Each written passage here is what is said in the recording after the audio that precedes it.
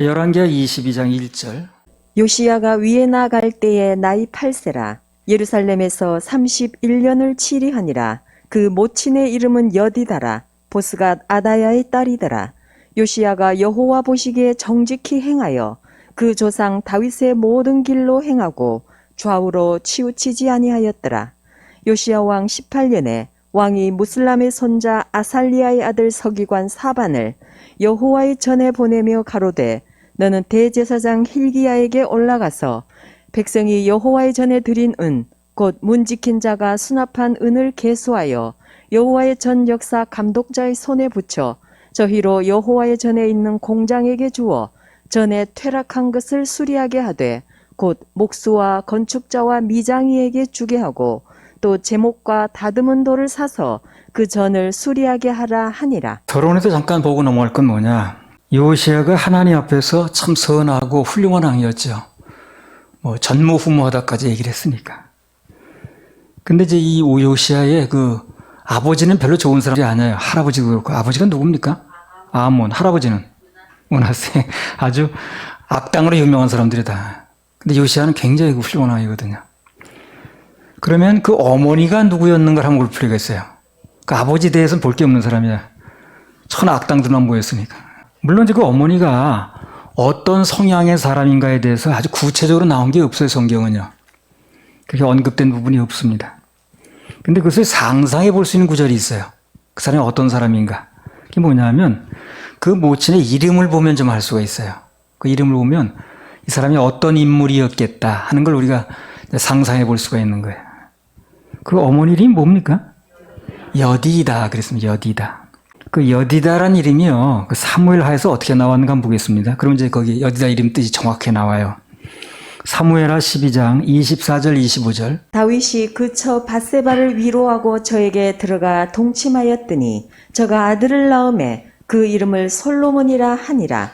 여호와께서 그를 사랑하사 선지자 나단을 보내사 그 이름을 여디디아라 하시니 이는 여호와께서 사랑하심을 인함이더라. 저기 보면 하나님께서 그 솔로몬의 이름을 직접 지어주셨어요. 할아버지가 손자 이름 짓듯이. 그래서 이제 이름을 지어주셨는데 그 이름이 여디디아라고 지었어요. 그래서 여기 나온 이 여디디아나 방금 읽었던 열왕기 하에 나오는 여디다나 같은 뜻이에요. 그건 추석에 보면 나옵니다. 그럼 여디디아라는 이름 뜻이 뭐냐는 거죠, 그러면. 같은 뜻이라고 그랬으니까. 이미 전에도 얘기를 했습니다만, 그 여디디아는 여호와께 사랑을 입은 자, 그런 뜻입니다. 하나님께 사랑을 입은 자, 하나님의 사랑을 받은 자, 그런 뜻이에요.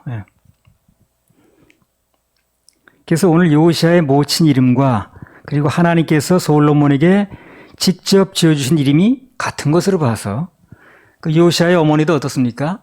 하나님의 사랑 안에서 자란 사람이라고 봐야 되겠죠. 그러니까 요시야의 그 어머니가 모친이 그 여호와의 사랑을 받은 자였다는 그것이 므낫세라든가 할아버지가 므낫세죠. 아버지는 아몬입니다. 그런 아주 잘못된 왕들 밑에서도 요시야 같은 훌륭한 왕이 나올 수 있던 비밀입니다. 그게. 비밀이 그거예요. 그러니까 아버지들이 나쁜 사람이었지만 그 엄마가 너무 좋은 거예요. 엄마가. 하나님의 사랑을 받는 자. 그러니까 그 어머니의 교육이 잘 됐다고 봐야 돼요. 결과로 나타난 게 요시야인 거예요. 그래서 열매로 나타난 게. 과정이 성경에 다 나온 건 아닙니다만 결과가 그렇게 나온 결과가. 그렇잖아요. 그 아몬이나 므낫세 같은 그 밑에서 어떻게 요시야 같은 왕이 나오겠어요. 그래. 근데 보니까 어머니가 참 그런 사람인 거예요. 그 이름만 놓고 볼 때.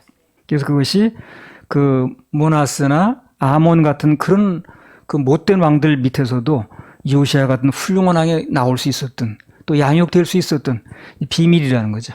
그래서 우리가 이제 여기서 뭘 하나 좀 교훈을 얻을 수 있느냐면요. 어떤 남자가 우리 집안은 대대로 하나님 안에서 내놓을 게 없어.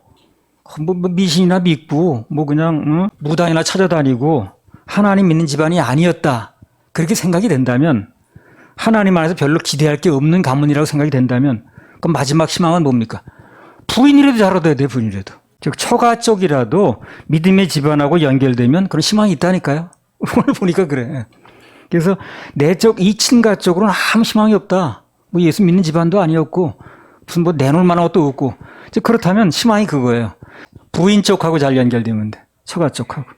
그러니까 지금 부인이 내가 늘 얘기하듯이 참 예수 안에서 바로 서 있고 그렇게 헌신하고 충성적이라면 그 자체가 후수지 맞는 거예요. 그 자체가.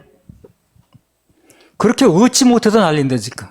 오늘 요시아는 비록 할아버지 므낫세 그리고 아버지 그 아몬은 악한 왕이었지만 그러나 하나님의 사랑을 받은 어머니 여디다. 그 여디디아를 만난 덕분에 므낫세와 아몬과는 다른 삶을 살 수 있었다는 거예요. 그래서 여기 미혼 남녀들 앞으로 결혼을 할 텐데 하나님 안에서 좋은 짝들을 만나시기 바랍니다. 이게 그 인생에서요 80%를 먹고 들어가요. 믿음의 어떤 배우자를 만나느냐에 따라서 80%를 먹고 들어간다니까요. 20%는 자기 노력도 있어야 되겠죠. 근데 80% 영향을 받아요. 매일 그냥 막 그냥 그 예수 믿는 거에 반대나 하고 부인이 그냥 무슨 뭐 아주 비판적으로 나오고 그러면 남편이 힘을 못 쓰거든. 또 반대도 마찬가지고. 보통 말하기 그러거든요. 아, 나는 믿음 하나 보고 결혼할 거야. 그렇게 얘기는 하는데 그렇다면 그 말은 쉽게 말하면 그렇잖아요. 그런 얘기했잖아요. 그럼 믿음만 돼 있으면 다른 건 좀 모자라고 부족해도 받아들인다는 의미죠. 그런 얘기 아니겠어요? 나 믿음 하나 보고 결혼한다 그런 얘기는. 대부분의 사람들이 그렇지 않더라고 보면. 믿음도 있어야 돼. 믿음도 좋아야 돼. 그리고 다른 조건도 또 좋아야 된다. 이렇게 하니까 세상 조건보다 하나가 더 있는 거예요, 오히려. 그게 힘든 거죠. 그 모든 조건 안에다 모든 걸 집어 넣어줘야 되는데 믿음은 물론 좋아야 되고 그리고 다른 조건도 좋아야 된다. 그러니까 세상에서 조건보다 하나가 더 있네, 왜 이래? 그게 힘든 거죠, 이게. 아무튼 믿음 안에서 만나는 건 너무나 중요합니다, 이게. 이건 강조 얼마나 더 해도 지나침이 없어요. 인생의 절반은 따고 들어가는 거예요. 믿음 안에서 만나는. 부인 입장에서는 남편 입장에서는 부인이 자꾸 그냥 힘들여 끌려고 이렇게 하면 너무 힘든 거예요. 믿음 안에서 결혼을 하면 다른 것이 좀 부족해도 하나님께서 다 채워주시고 고쳐주시고도 합니다. 바로 잡아주신다는 거예요. 결국은 제 길로 돌아오게 하십니다. 그러니까 처음에 만날 때 잘 만나야 돼. 전에 그 김모라는 그 여자 목사가 간증을 하는 걸 내가 방송에서 한번 들었습니다. 자기는 4대째 기독교 집안이래요. 우리나라에서 특이한 케이스죠. 우리나라 기독교 역사가 한 100년 됐는데 4대째라 그러면 굉장히 초창기부터 믿었다는 얘기죠. 근데 결혼을 어떻게 했느냐? 이 세상 조건만 본 거야, 이제. 그냥 믿음 그냥 그런 분위기 살다 보니 그게 얼마나 귀한 건지 또 그게 얼마나 무슨 대단한 건지 생각도 안 하고 그냥. 그래서 나는 그냥 믿고 사는 존재니까 남편은 그 세상 조건 좋은 사람 만나면 되겠네. 이렇게 이제 만났다는 거예요. 그래서 남편이 이제 의사를 만난 거예요. 의사가 직업치고는 괜찮은 거니까. 근데 엄청 같은 연단이 오더라는 거예요, 그다음부터. 남편은 그 의사란 직업 하나 좋아서 만난 건데, 그 시어머니가 또 얼마나 그 시집살이를 시키는지 매일 집안 청소시키고 점검을 한대. 그래서 여기 창틀 같은 거 이렇게 해가지고 보고, 그렇게 매일같이 그렇게 하더라는 거예요. 너무 힘들게 하더래. 그러니까 이게 내가 정말 믿음을 가지고 결정을 해야 되는 일을 이 세상 조건만 보고 이렇게 의사니 뭐니 해서 따랐더니 내가 이렇게 어려움을 겪는구나 하는 이제 깨달음이 오는 거야, 이 사람이. 그래서 견다 못해가지고 어느 날 무작정 가출을 했대요. 그래가지고 기도원회를 기도하러 갔대요. 근데 거기서 자기 말로 하나님을 만났다는 거예요, 이제. 그래서 깨닫고 보니까 이제까지 그래 시어머니가 너무 당당하게 나오는 건 무섭고 또 세상 체면이 있고 남편의 또 사회적 지위 있고 그래가지고 두려운 마음으로 결혼 생활을 했더라는 거야, 자기 보니까. 그 말씀이 하나 이제 받게 됐는데 요한일서 4장 18절. 사랑 안에 두려움이 없고 온전한 사랑이 두려움을 내어 쫓나니 두려움에는 형벌이 있음이라. 두려워하는 자는 사랑 안에서 온전히 이루지 못하였느니라. 여기 말씀대로 그렇습니다. 사랑하지 않으면 상대를 두려워하게 돼요. 그러니까 이 두려워진다는 게 참 안 좋은 거더라고. 나 왠지 무서워졌어. 그러면 참 그게 안 좋은 상태라. 사랑은 두려움과 관계가 없는 거예요. 그러니까 두려운 마음이 생겼다는 건 사랑이 아닌 거예요, 이거는요. 성경대로라면. 이렇게 사랑하지 않으면 상대를 두려워하게 되고 그게 바로 형벌이라는 거예요, 바로. 이제 하나님 만나서 그렇게 힘을 얻은다면 매사를 진정으로 사랑하게 되더래요. 그러니까 결국은 남편도 시어머니도 변화가 됐다 그런 간증을 들었거든요. 예. 그럼 그렇게 막막하던 결혼 생활을 누가 바로잡아줬느냐 하는 거죠. 주께서, 하나님께서. 그럼 왜 그렇게 하셨는가? 그 여자 목사 4대째 믿는 집안이라니 갚아주신 거죠. 예. 그러니까 그 공을 결코 하나님께 버리지 않은 거예요. 그러니까 4대째 믿는다, 그게 구원이다 이렇게 말할 수는 없어요. 그러나 어쨌든 심은 거예요. 4대째. 그걸 하나님이 그냥 무시하지 않는다는 거예요. 심은 건 반드시 거두게 하십니다. 그게 그렇게 심었으니까 구원이요 이렇게 말할 수는 없어요. 그러나 심은 거에 대해서는 하나님 반드시 갚아주세요. 뭐 어떤 형태로든 갚아주십니다. 그리고 돌이킬 수 있는 주시든지 또 아니면 만나주시든지 그래서 죄사함의 길을 알게 해주시든지 하여튼 좌우지간 그 공을 결코 버리지 않으시더라는 게. 그래서 어쨌든 그 남자는 그 부인 덕분에 나중에 또 기독교로 들어오게 됐으니 그 뒤로 어떻게 되는지 모르겠습니다만 믿음의 집안에 연결되는 게 덕은 본 거죠, 그 사람들. 그래서 결혼할 때 어쨌든 믿음의 집안과 연결되는 게 중요하다는 거. 우리를 말하면 구원받고 거듭난 사람이면 더 말할 나위 없죠. 그 뭐 더 말할 나위 없는 거예요. 다른 조건이 좀 덜 맞아도. 전에 그 국민일보 신문에 언더우드라고 우리나라 이제 최초로 들어왔던 선교사죠. 예. 그리고 미국 대통령의 이제 그 유명한 가문인 케네디 가문. 그 언더우드 가게는요, 조상대들은 믿는 집안이에요. 그래서 학자도 많이 나오고, 뭐 교수도 나오고, 무슨 뭐 또 복사도 나오고, 선교도 나오고, 다 그런 식으로 풀린 거예요, 이 사람들은. 근데 케네디가는요, 그 조상이 뭐냐면 술, 양조장, 도가라 그래, 술 도가. 예. 그 출신이야. 그러니까 형도 암살당하고 동생도 암살당하고 그다음에 또 뭐 그냥 뭐 조카가 누구는 정신병자 되고 또는 누구는 비행기 사고로 죽고 아주 풍지박산났어. 원래 그 괜찮은 집안이었는데. 그래서 그렇게 이 집안이 어떻게 된 것이 내력이 어떻게 흘러왔다는 걸 양쪽을 크게 이렇게 이제 비교해서 신문이라는 걸 봤거든요. 그래서 믿음으로 연결된 가문은 하여튼 어떻게든 그 자손들이 잘 나오더라고요. 그래서 내가 얘기하는 거예요. 내가 누구와 결혼한다는 것은 남자 쪽에서는 내 아이 될 엄마를 구하는 것이고 또 여자 쪽에서는 내 아이 될 아빠를 구하는 것이다. 이렇게 생각을 해야 된다는 거예요. 단둘이만 만나서 하는 게 아니에요. 단둘이만 만나 끝나지 않잖아요. 거기서 후손들이 나오지 않습니까? 그런데 후손이 당연히 나오기 때문에 내 아이의 엄마가 되는 것이고 내 아이의 아빠가 되는 거예요. 그래서 우리 생손의 서울교회도 앞으로 믿음의 명문가들이 많이 나와야 그래야 힘이 있습니다. 그 믿음의 명문가들이 있으면 교회가 힘이 있어요. 그리고 또 길이 남게 됩니다. 고린도후서 6장 14절에서 16절. 너희는 믿지 않는 자와 멍해를 같이 하지 말라. 의와 불법이 어찌 함께하며 빛과 어두움이 어찌 사귀며 그리스도와 벨리알이 어찌 조화되며 믿는 자와 믿지 않는 자가 어찌 상관하며 하나님의 성전과 우상이 어찌 일치가 되리요. 우리는 살아계신 하나님의 성전이라.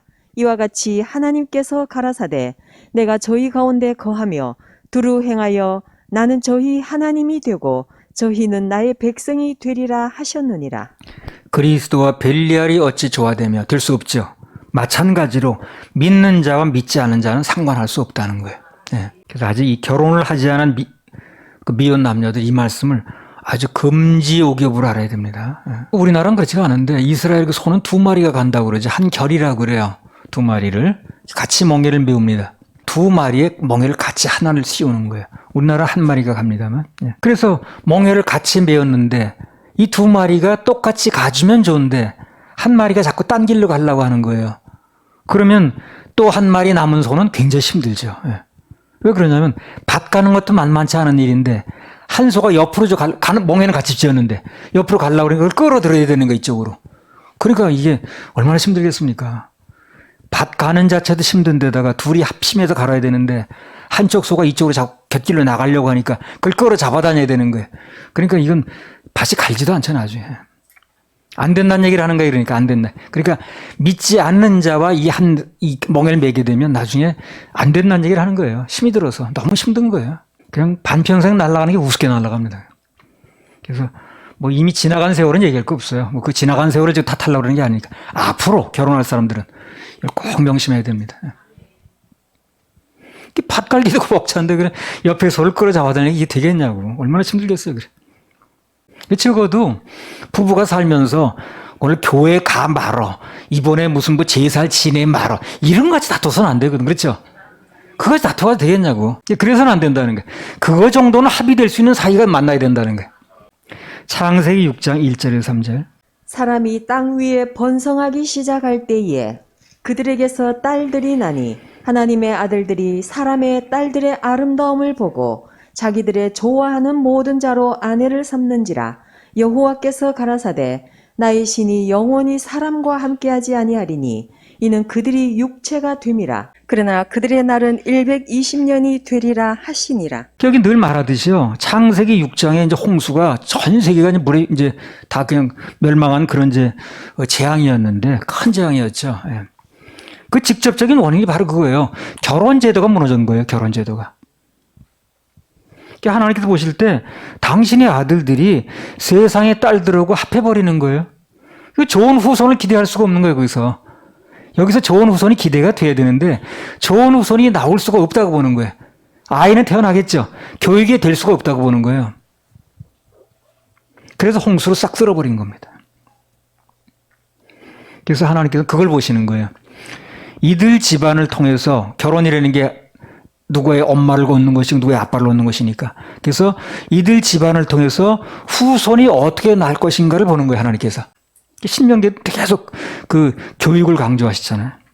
그래서 우리 모두의 가장 중요한 건 물론 세상 뭐 결혼 누구 하고 하느냐도 물론 중요하겠습니다만 내 인생에서 예수 신랑 만나는 겁니다. 그게 가장 중요합니다. 세상 뭐 어떤 부인은 세상 남편은 좀 잘 못 맞다 칠더라도 예수 신랑 잘 만나면 돼요. 그러면 운명이 바뀌고 세상 말로 말하면 팔자가 바뀝니다. 우리나라 속담에 지금 요즘에 그런 잘 말 안 쓰더라고요. 우리 어렸을 때마다 어른들 그런 얘기 많이 했어요. 여자 팔자는 두레어 팔자야. 지금은 수도가 있어 잘 몰라요. 두레박이 뭐냐면 옛날에 운물에서 물을 퍼야 되는 거예요. 운물에서 이제 물을 퍼다 보니까 바가지를 풀 수가 없는 거예요. 그러니까 줄을 달아요. 이 두레박이라 뭐 깡통 내지는 이렇게 그 물 풀 수 있는 그릇에다가 줄을 답니다. 그래가지고 탁 넣어가지고 이게 물에 잘 안 잠겨. 그럼 두레박에다가 자물쇠라든가 쇳덩어리를 달아. 그래야 이게 물속에 잠길 거 아닌가. 그래서 그 두레박 끄트머리에 무슨 자물쇠라든가 이런 쇳덩어리를 달아가지고 물에 들어가면 물속에 들어갈 수 있도록. 그래가지고 들어 올리는 거예요. 이렇게. 그 두레박이 여자 역할을 하는 거예요. 그 줄이 남자 역할을 하는 거예요.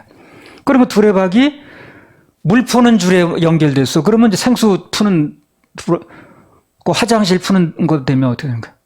그러면 이제 그렇게 되는 거죠. 걸음통 되는 거야, 쉽게 하면. 근데 그 줄로로 타는 게 남편이라는 거예요, 줄로로 타는 게. 어디에, 어느 줄에 연결됐느냐가 중요한 거예요. 그래서 우리는 세상에서도 물론 믿는 사람 만나야 되겠지만 예수 신랑이라는 줄하고 연결되면 되는 거예요. 예수 신랑이라는 줄하고 연결돼야 됩니다. 그럼 늘 생수를 푸는 거예요. 그래서 뭐니 해도 남편 잘 만나는 게 중요한데 인간은 예수님 만나면 가장 최고의 신랑을 만난 겁니다. 예수 신랑만 만나면 세상에 가장 행복한 여자가 된 거예요. 그래서 누구든지 구원받아서 교회에 소속이 되면 남녀를 불문하고 다 교회가 소속되면 교회 전체가 신부예요. 예수님 신부. 거기 남녀 구별이 되지 않습니다. 영적 세계에서. 그래서 남편 잘 만나는 게 중요한데 가장 중요한 것은 예수 신랑을 만나야 된다는 거. 근데 이제 이 남자보다 여자가 유리한 게 뭐냐면요. 남자는 세상에서는 신부가 돼 본 적이 없어요. 신부의 세계를 조금 이해를 못 합니다. 근데 여자들은 신부가 돼 봤기 때문에 신부 역할을 잘 이해를 해요. 그래서 신앙적으로 여자가 신앙하기도 쉬워요. 남자들은 신앙이 거기 손에서 잘 들어가지 못해요. 자기 신부가 돼 본 적이 없는 거예요. 근데 여자들은 실제 신부 돼 본 거예요. 그래서 그 신앙 들어가기가 유리합니다. 그래서 유리하기 때문에 남자를 도와줘야 돼요. 구원받아서 교회에 소속이 되면 남녀를 불문하고 노소를 불문하고 다 그분의 신부라는 거예요. 영적 세계에서는. 예. 그때부터 신부만 되면요. 온갖 혜택을 다 누립니다. 예. 온갖 혜택을 다 누리고 다 누리다가 그걸 끝나냐? 영원한 천국으로 들어가는 거예요. 예. 들어가기 전에 7년 또 혼인잔치를 해요. 그리고 천년의 신혼여행을 합니다. 이 땅에서. 참, 그러니까 예수님 신랑 만난다는 건 아주 수지 맞는 거예요. 수지 맞는 거예요. 할렐루야, 신랑 대신. 참, 우리 인생에서 예수님 신랑을 만난다는 건 그것처럼 수지 맞는 일이 없는 거예요. 만나본 사람은 진가를 알아요. 못 만난 사람은 그거 뭐 대단한 일이요. 그거 뭐 할는지 모르지만 그러나 예수 신랑을 만나서 누려본 사람은 야, 이거 정말 로또가 따로 없네. 주 나의 사랑, 나 주의 사랑.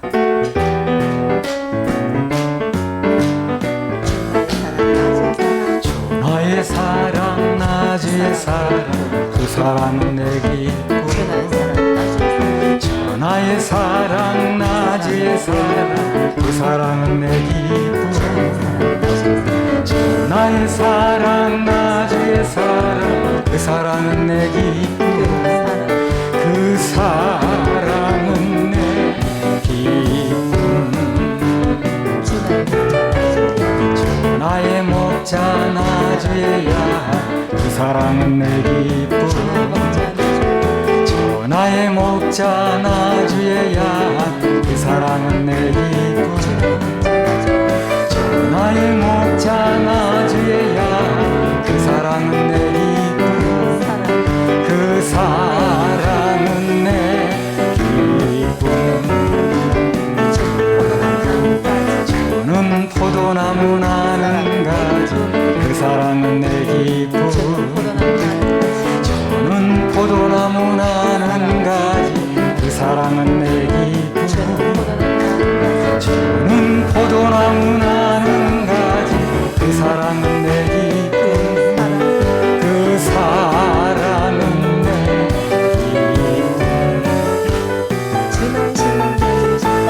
나의 신랑, 나 주의 신부, 그 사랑은 내 기쁨. 나의 신랑, 나 주의 신부, 그 사랑은 내 기쁨. 나의 신랑, 나 주의 신부, 그 사랑은 내 기쁨. 그 사랑은 내. 한 번 더 합니다. 4절.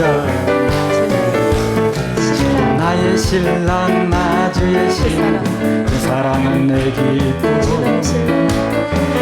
나의 신랑, 나 주의 신부, 그 사랑은 내 기쁨. 나의 신랑, 나 주의 신부, 그 사랑은 내 기쁨. 그 사랑은 내 기쁨. 그래서 혹시 여러분 중에 나는 믿음 안에서 결혼하지 않았어, 그래서 뭐 좀 고통을 당한다든가 하는 분이 있다면, 전에 어떤 분이 남편을 하나님께 돌아오게 하려면 어떻게 하는가 하는 비결을 얘기를 했습니다. 무슨 내용이 나오냐면, 그 믿지 않는 남편을 전도하는 방법은 자꾸 어떻게 하느냐 면 사람들이 들려주려고 그러는데, 뭔가 들어보라고 그러고 자꾸 이렇게 들려주려는 방법을 쓰지 말고 보여주려는 거예요. 보여주려는 거예요. 어떤 부인이 남편 좀 들으라고 퇴근할 때쯤 기독교 방송을 틀어놨대.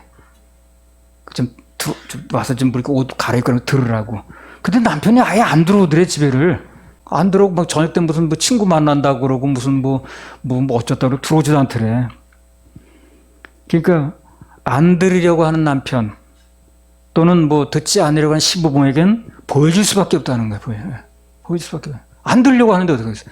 듣는다고 하면 들려주면 되는데 문제는 안 듣겠다는데 어떡하냐고. 보여줄 수밖에 없다는 거예요.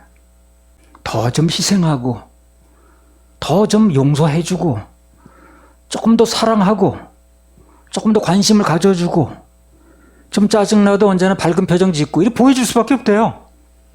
들려주는 건 안 듣겠다는데 뭐. 그러니까 안 듣겠다는 사람은 보여줄 수밖에 없다, 이렇게 얘기를 하더라. 나 그 말이 일리 있다고 생각합니다. 보여줘야 돼, 보여줘야 돼. 믿음이 좋다는 게 결국에 간단히 말하면 밝은 영을 갖는 거예요. 그게 믿음이 좋은 거예요. 어떤 경우에도 환경 여부에 관계없이, 환경은 대부분 나쁩니다. 환경이 내게 딱 좋은 경우는 이렇게 많지 않아요. 여러분 살아보셔서 아시겠지만 환경은 대부분 다 내 마음하고 틀려요. 난 이렇게 되길 원하는데 저런 환경 나타나고, 뭐처럼 운동하려고 하면 공기 나쁘고, 뭐 그렇죠. 예. 그래서 믿음이 좋다는 건 그럼에도 불구하고 밝은 영을 갖는 거예요. 예. 그게 사람을 끄는 힘이 있거든, 그게. 그래서 보여주는 게 전도 방법이다. 그렇게 얘기를 하더라고요. 그 다음에 22장 1절에서 2절 다시 한번 읽어보세요. 요시야가 위에 나아갈 때에 나이 8세라. 예루살렘에서 31년을 치리하니라. 그 모친의 이름은 여디다라. 보스갓 아다야의 딸이더라. 요시야가 여호와 보시기에 정직히 행하여 그 조상 다윗의 모든 길로 행하고 좌우로 치우치지 아니하였더라. 여기 요시야는요, 물론 이제 자신이 하나님 앞에서 잘한 것도 있고, 또 아까 얘기했듯이 그 모친이 정말 잘 양육한 그런 것도 있고, 근데 특히 그 빛났던 이유 중에 하나가 뭐냐면, 그 바로 앞전 왕인 므낫세가 아몬이 너무 나쁜 일을 한 거야. 바로 그렇게 너무 나쁜 일을 한 뒤에 연결되다 보니까, 그러니까 이제 대비현상이라고 그러나? 하나님 앞에서 그 선행이 더 돋보인 겁니다, 그러니까. 그 원래 앞에 있던 왕들이 너무 잘했으면 그냥 뭐 그렇게 넘어가는 건데 너무 악하게 못하니까 너무 못하던 왕들만 연속 2대가 있었는데 요시야가 좀 잘하니까 그래서 돋보인 면도 있어요. 요시야 말고도 뭐 다윗도 있고 그저 뭐 아사도 있고 여호사밧도 있고 그랬잖아요. 앞에 어둠이 너무 강했기 때문에 나중에 빛이 더욱 빛난 케이스라고 봐야 되겠죠. 그래서요, 어둠이 강할수록 어떻습니까? 빛은 더욱 진가를 발휘하게 돼 있어요. 어둠이 칠흑같이 어두울수록 빛은 더 빛나게 되어 있습니다. 그걸 우리가 알아야 돼요. 그러니까 세상이 어둡다고 무슨 뭐 환경이 어둡다고 자꾸 탓할 게 아니라 그럴수록 우리는 빛을 더 낼 수 있다는 거예요. 조금만 내도. 세상이 어찌 살든 간에 우리 하나님 자녀들은 계속해서 빛을 발할 필요가 있습니다. 다 부정직하게 나가. 세상이 다 그렇다고 그래. 다 그래서 한다고 그래. 나만이라도 조금 정직하면 그 정직은 더 돋보입니다, 그때. 다른 사람이 다 정직하게 살면 그 정도 다 그렇게 사는 거지 할 텐데, 다른 사람이 다 그냥 막 부정직하게 살고 세상 방법대로 하려고 그럴 때 내가 조금 하나님 방법대로 살려고 그러면 그 정직이 돋보일 수밖에 없다는 거예요. 쉽게. 다 음란한 세대에서, 지금 보통 음란한 세대입니까? 음란한 세대에서 조금만 내가 정결하게 살려고 해도 어떻습니까? 하나님 앞에 돋보이는 거예요, 그게. 그렇잖아요. 다 정직한 사람들 틈에서는 별로 정직이 빛이 안 나잖아요. 웬만큼 정직해서는. 온 천지에 짜가가 판치니까 지금은.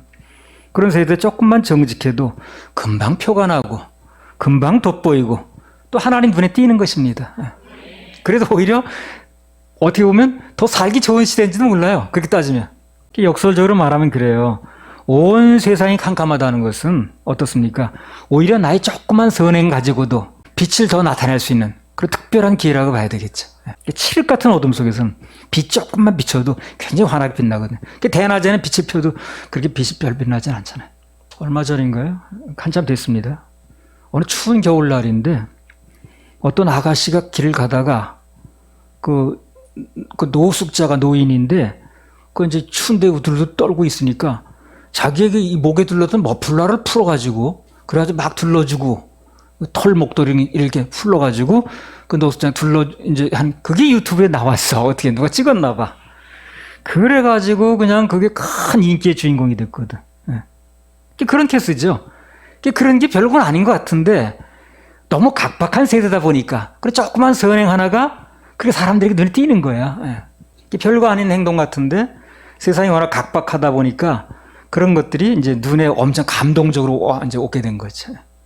그러니까 뭐 세상 타락해가는 거 그런 거 탓하고 앉았을 게 아니라 그것을 오히려 나를 돋보이게 할 수 있는 그런 기회로 만들 필요가 있다는 겁니다. 조금만 이제 좀 정직하고 성실해도요 금방 돋보입니다. 우리 생손의 서울교서 이제 이 말씀 안에 자라간 우리 학생들, 이 청년들은요 그대로만 하면 사회 나가서 금방 돋보이게 돼 있어요. 금방 돋보입니다. 왜 세상이 너무 혼탁하거든. 그리고 되는 대로 살거든. 막 살거든.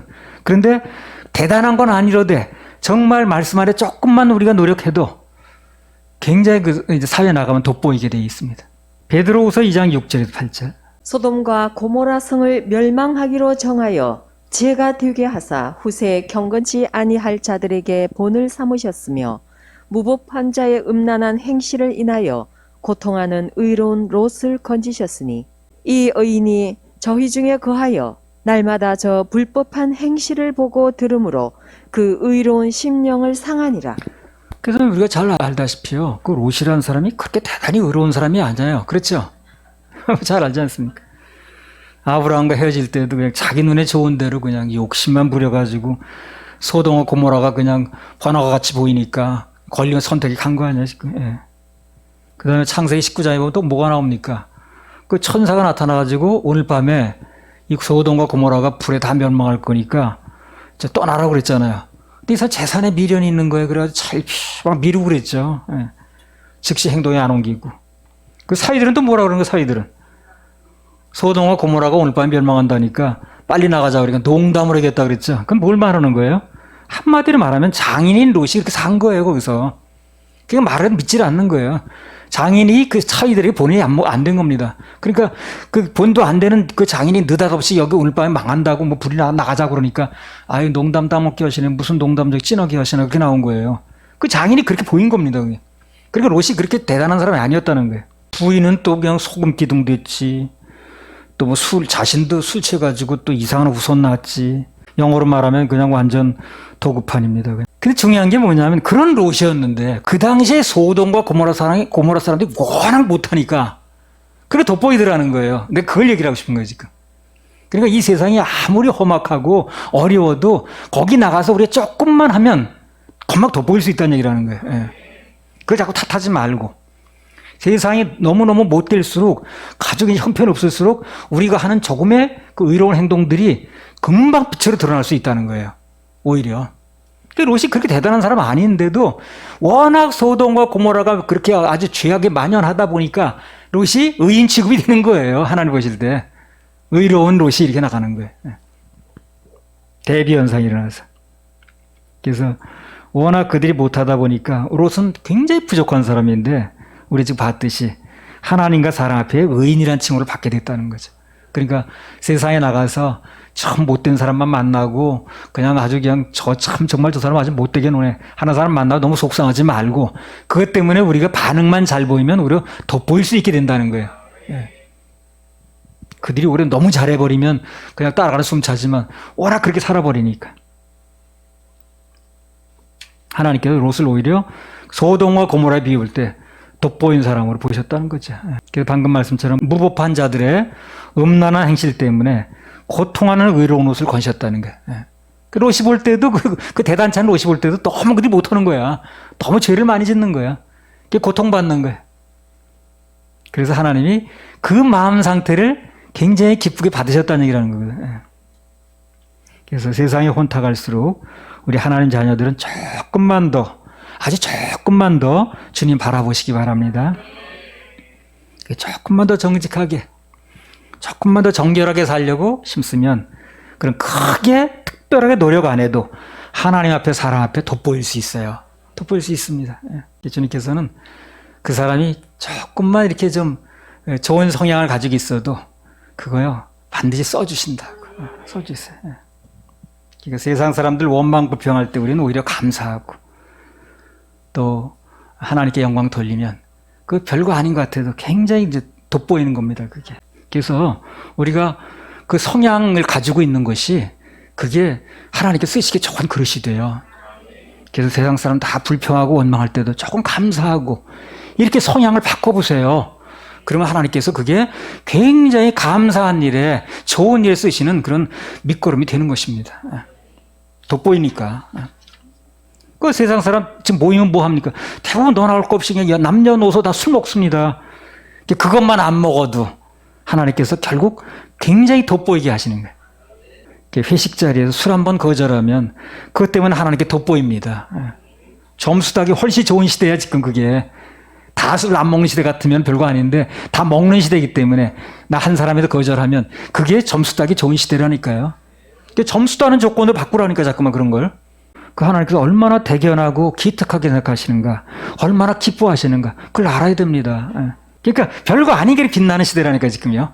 이 바꿔 얘기하면 무슨 얘기를 하려고 그러냐면 그렇게 별거 아닌 것 같아도 하나님 안에서 사는 게 하나님이 알아주시는 삶이 되는 것이고 굉장히 돋보이는 삶이 되기가 좋은 시대라는 거예요 지금요.